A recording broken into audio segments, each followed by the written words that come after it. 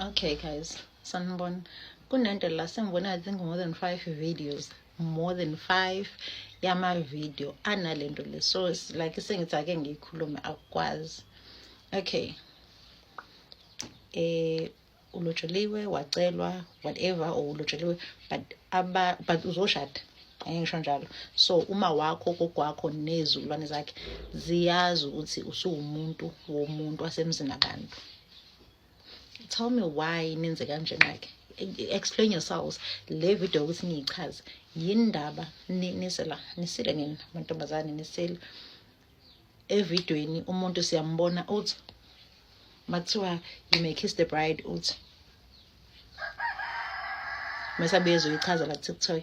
No, I was scared of my parents. Sikithi ngicabuzwa umfana phambi kwabo. Yabo yo.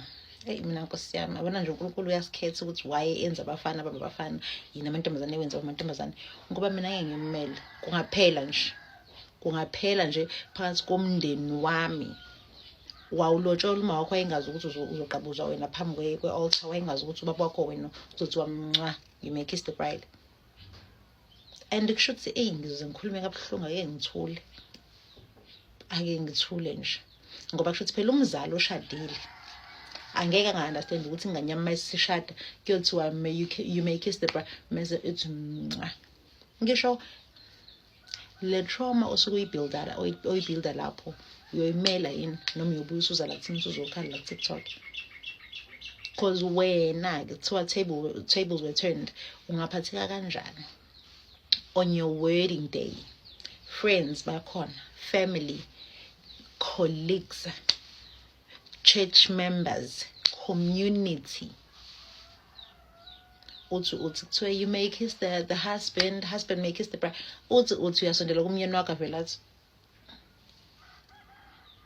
mase ebuye ethi athi no bengisaba osisi bami abancane noma nomkhulu. Ungaphatheka kanjani? Musanukusa nina. Khona-ke enye video angifuni ukuthi ngize ngigxile kuyona ngoba ngikhuluma nosisi kodwa futhi mayefika la epage lami ngikulindile.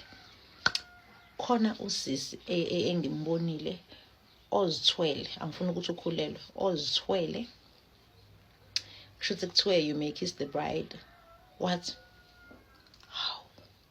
Usethi ngisaba abazali bami. Awubasabanga sisaba singaka. Kusho nje wena kwavele nje kwathiwa abazi ukuthi kwaqala emntomeni. How guys niyabahetha shana bafana. Niyabahetha nisile nina. Nisile nje. Because number 1 uma ukuthi uyazi ukuthi uyosaba ngoba usile wena la ekhanda. Uma wazi ukuthi mina ntombazane esile la ekhanda ngiyosaba uma sekuthiwa you may kiss the bride. Talk to your man. Address it before the wedding day. Kuze nikhulume. That's why yabona nina nisike kakhulu. That's why kunabantu uthothi bashaya izinto lezi yabo mhlawumbe uthola ukuthi ngobani communication matters.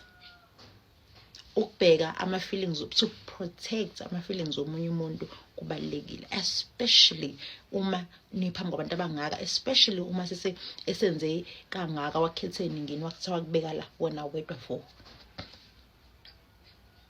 Sithando sami, ngiyacela ukuthi mase kuthiwa ngoba kube khona uma nobaba and angaze ngikhise phambi kwabo, yebo nginazi ingane but lokho akusho ukuthi mhlawumbe bengibona ukuthi ngangenzani wangenza phambi kwabo.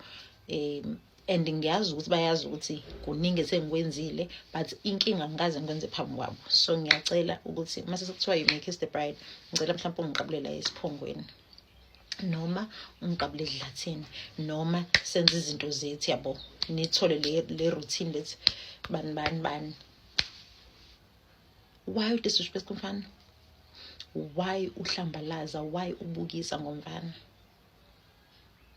Sure guys, mina ngeke ngikwazi. Mase wena mangase kuthiwa jeqa umanzi kuthiwa kwenziwa kuwena lokho. Ungathi kusho bekhona intombi yakho la. Kusho ukuthi bekhona uma wengane